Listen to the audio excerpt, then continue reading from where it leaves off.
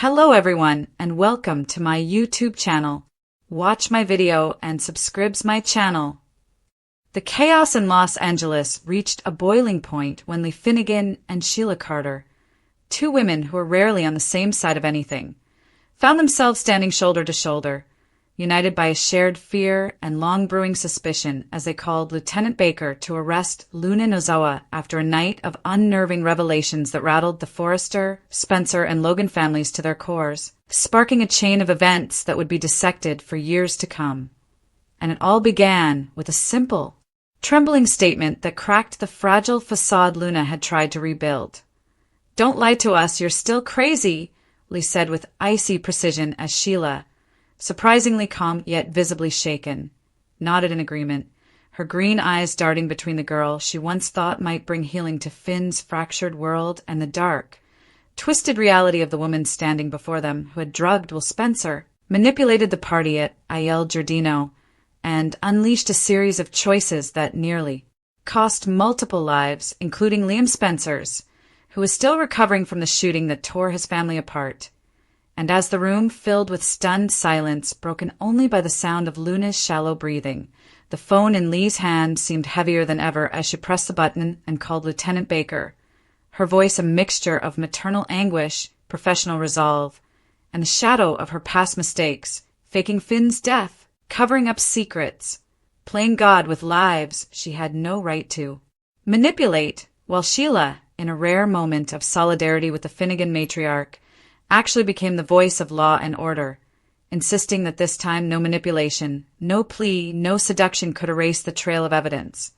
The 180-proof alcohol Luna had served, the whispered threats to Electra, the cryptic text to Will, and the eerie, obsessive behavior that had everyone from Hope Logan to Steffi Forrester looking over their shoulders, wondering whether Luna was truly sick or whether, like her rumored evil twin Rana, whose name had been floating like a ghost in backrooms and whispered conversations, there was something far more sinister at play, and as the flashing red and blue lights appeared outside the window, bathing the Forrester estate in a surreal glow, Ridge Forrester, Brooke Logan, Bill Spencer, and even Finn himself stood frozen, each with their own tangled web of guilt, confusion, and desperation. Ridge wondering if his family's obsession with perfection had driven yet another young woman to the brink. Brooke clutching her pearls as if the whole sordid mess were a reflection of her own past scandals. Bill, burning with rage and a sense of protectiveness over Will, who had become an unwilling pawn in this spiraling drama, and Finn, torn between the oath he swore as a doctor and the scars he carried as a son and husband, knowing that his wife Steffi had once thanked Sheila for saving her life and now watched in horror as that same woman stood beside his adoptive mother to condemn another. And when Lieutenant Baker finally arrived, his expression unreadable but his tone all business, he asked the question that would echo long after Luna was placed in handcuffs. "Do you both swear this is the right call?" To which Lee, her voice cracking but resolute, replied, "If we don't stop her now, she'll destroy us all," while Sheila added, "This isn't about hate anymore. It's about survival." And as Luna was led away, her eyes wide with a mixture of fury, betrayal, and something unhinged that made even hardened detectives take a step back, she screamed that they were wrong, that she had been set up, that the real villain was still out there, hinting at conspiracies that sent shivers down the spines of everyone in the room. Grace Buckingham's rumored $1 million scam, Poppy's missing files, the possibility that Lee herself had engineered parts of this tragedy to control her niece, just as she once faked her own son's death. And in that moment, the entire city of Los Angeles seemed to inhale sharply, as if bracing for the ripple effects. Hope breaking off her engagement with Carter in the wake of Liam's fragile recovery, Sheila's unexpected redemption arc gaining unlikely traction among the Forresters, Bill plotting revenge on anyone who threatened his son again, Steffi questioning her own judgment after aligning with Sheila over her husband's instincts, and Finn beginning to dig into Luna's past with the clinical precision of a surgeon and the haunted heart of a man who had seen too much deception in too few years. And as the headlines the next morning screamed about the arrest at El Giardino, social media lit up with debates. Was Luna truly insane, or the victim of a carefully orchestrated takedown? Was Rana real or a convenient scapegoat? Would Lee and Sheila's alliance hold? Or would their old grudges resurface the moment the handcuffs clicked shut? And in the background, like a low hum waiting to swell into a storm, the questions about the missing $1 million, the falsified MRI, the mysterious new doctor whispered to have ties to Grace, and the possibility that Luna's arrest was just the first domino in a plot far larger than anyone imagined continued to grow, promising that what had begun with a single accusatory line, "Don't lie to us, you're still crazy," was only the beginning of a reckoning that would leave no Spencer, Forrester, Logan, or Finnegan untouched, as love turned to suspicion, alliances turned to betrayals, and the line between justice and vengeance blurred in the glittering, treacherous world of Los Angeles' elite, where every whispered phone call and every sidelong glance could mean the difference between salvation and ruin, and where Luna, dragged away screaming about secrets no one wanted to hear, might not be the only one who belonged behind bars. Because in this city, the truth was never just one thing. It was 1,000 shards of broken glass, cutting everyone who dared to pick it up. As Luna's screams faded into the night, echoing down the marble corridors of the Forrester estate like the cry of a fallen angel whose wings had been clipped by people who once claimed to love her, the room did not exhale relief. Instead, a dense, electric unease settled over the remaining players, each of them absorbing the consequences of the call Lee and Sheila had made to Lieutenant Baker, a call that, for all its dramatic clarity in the moment, now opened a dozen new doors to chaos. Lee stood rigid, her fingers trembling slightly around the phone she still held as though gripping it might grant her the strength to face what she had set in motion, while Sheila, still shocking in her unusual composure, shifted her gaze to Finn, expecting perhaps gratitude or even an ounce of vindication, but finding only a complicated mixture of wariness and sorrow in her son's eyes, because this was not the clean solution they had wanted. This was a jagged choice, one that placed them squarely in the crosshairs of public opinion, family scrutiny, and possibly Luna's wrath if her claims of being framed held any truth. Ridge, always quick to judge yet slow to see the deeper layers, muttered that this was why he hated when outsiders married into their circle, sparking a sharp retort from Brooke, who reminded him that they, too, had once been outsiders before manipulating their way into power, while Bill Spencer, whose jaw had been set so tight it could have cracked granite, stormed out to make phone calls that would rattle the city's legal system. His fury at Luna for endangering Will matched only by his suspicion that this entire scenario had been engineered to make him a scapegoat once again. And as the night deepened, whispers began threading through the mansion. Whispers about Grace Buckingham's mysterious disappearance after the $1 million payment she allegedly accepted for Liam's surgery. Whispers about Rana, the name Luna had shouted as the police dragged her away, being more than a figment of her fractured psyche. Whispers about Lee possibly using this chaos to cover up the truth about Luna's medical history. Because hadn't Lee always been the master of convenient disappearances? She hid Finn. She rewrote medical records. She knew how to play dead with the living. And Sheila, sensing a new undercurrent of mistrust that might eventually turn against her, began to wonder whether she had just allied herself with a serpent more venomous than herself. Meanwhile, Steffi, who had once thanked Sheila for saving her life, now questioned whether her gratitude had set in motion a chain of alliances that placed her entire family in jeopardy. For if Sheila could stand with Lee now, what else could they agree on later? Could they turn on Finn? On her? And where was Hope Logan in all this? Quietly retreating to her bedroom after catching a glimpse of Liam in his hospital bed, fragile but slowly mending, her engagement to Carter suddenly feeling like an anchor tied to a sinking ship as the past she thought she'd buried began clawing its way back to the surface. And even Brooke noticed the way Hope's eyes lingered a little too long on the Spencer heir, wondering whether this chaos around Luna might inadvertently rebuild a bridge they had all assumed was burned beyond recognition. But the biggest shock came the next morning when a message arrived at the Forrester mansion. No sender identified, just a simple envelope containing a photo. Luna, bound to a hospital bed, eyes vacant, with a scrawled line beneath it reading, "She's not where you think she is." And that was when the true unraveling began. For Lieutenant Baker swore he had taken Luna into custody and transported her to a holding facility. Yet here was proof she had been moved, or cloned, or replaced, depending on which theory you subscribe to. Rana's ghost, Lee's cover-up, Sheila's old network of backroom doctors, or even Grace Buckingham's long-game revenge. And in the days that followed, alliances shifted hourly. Bill met secretly with Bridget Forrester to demand an independent investigation.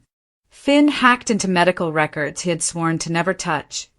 Brooke made calls to international contacts to see if Nick Marone, still in Italy licking his wounds over her rejection, had any insight into the shadowy players financing these moves, and Steffi, torn between her instincts as a mother and her training as a Forrester, began quietly aligning with Sheila again, believing that whatever monster they had tried to lock away, it was not going to stay gone without a deeper purge, because the text messages kept coming, cryptic, taunting, suggesting that the woman arrested was not the real Luna, or that Luna had never been just one person at all. And as each day passed, the city began to fracture under the weight of rumor. Was Rana real? Was Lee framing her own niece to secure her medical empire? Was Sheila redeeming herself only to reinsert her influence at the highest level of Forrester Creations? And when Bill finally cornered Lee in her office, demanding the truth about what had really happened the night Will was drugged, her answer was chilling not for its content, but for its precision. "I did what had to be done to protect this family, even if that means sacrificing the one we brought into it." A sentence that sent shivers down the spine of everyone who heard it, because it echoed too perfectly the justifications she had once used for Finn, for Hayes, for every life she had decided she was entitled to control. And in the shadowed corners of the hospital, Sheila stood watching, torn between satisfaction and unease, realizing that for the first time in years, she was not the most dangerous woman in Los Angeles. She might just be the one holding the line against someone far worse. And so the story of Luna's arrest was no longer about whether she was crazy. It was about who wanted her to look that way, who profited from her fall, and whether the real war had only just begun. By the time the third night passed after Luna Nozoa's dramatic arrest, the city was no longer buzzing. It was thrumming with paranoia, because what had begun as a seemingly decisive act by Lee Finnegan and Sheila Carter was now mutating into something much bigger, something no one could quite name. And the very phrase that had ignited this firestorm, "Don't lie to us, you're still crazy," was being replayed on social feeds, dissected in talk shows, even whispered in back alleys where Forrester and Spencer's secrets often found their first cracks. Lieutenant Baker, caught between duty and politics, found his name dragged through headlines as inconsistencies in the chain of custody emerged. Surveillance footage missing 3 key hours, transport logs altered by an unknown digital override, and a nurse at the holding facility swearing she had seen Luna strapped down in the psychiatric wing only for her to vanish before dawn, replaced by a woman with a different wristband but the same dark hair, sparking the first public utterance of the word that had been haunting private conversations. Rana, was she real? A twin? A plant? Or was the very notion of her part of a gaslighting operation designed to destroy Luna's credibility, while the true perpetrators, Grace Buckingham's co-conspirators, a shadow investor from Genoa City, rumored to have ties to Reese Buckingham's old ring, and possibly even a rogue Forrester board member, slipped away with the $1 million payout and the leverage to ruin reputations? Bill Spencer, restless and volatile, doubled his private security for Will while launching a covert legal offensive to force Lee to hand over every piece of medical documentation relating to Luna's psychological history, only to find multiple files scrubbed or replaced with versions dated months before the party incident. And when he cornered Sheila about it, expecting her to gloat or deflect, she surprised him with a rare confession. "I may have stood beside Lee that night, but don't you think for a second that I trust her. I saw the way she looked at Luna, like she was tying up a loose end, not saving a soul, a line that burrowed into Bill's brain like a splinter, making him question whether he had aligned with the wrong enemy all along. Meanwhile, Hope Logan, torn between her loyalty to Carter Walton and the resurgence of raw, unfinished feelings for Liam Spencer, visited the hospital under the guise of delivering updates about the company, but lingered by Liam's bedside as he struggled through physical therapy sessions, his mind fogged not just by the bullet wound, but by the lingering trauma of being used as a pawn in a game he still didn't fully understand. And every time she touched his hand, Carter felt the engagement ring on her finger grow heavier, colder, as if it were marking the countdown to its own removal.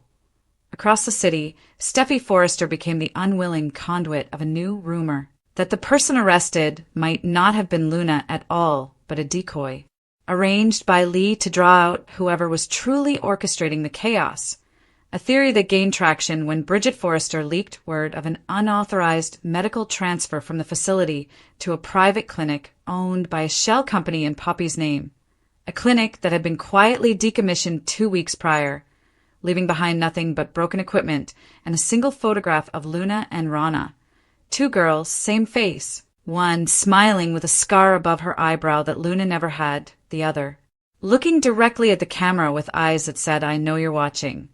And in the shadows, Sheila began her own form of redemption, reaching out to Deacon Sharp for access to the back corridors of Il Giardino, convinced that the restaurant's security cameras had caught something everyone else had missed the night of the party, a handoff, a reflection, a glimpse of the real mastermind, because for all her past sins, Sheila was starting to realize that this time she might be the only one, willing to dig past the pretty lies and the photo ops to find the rot beneath.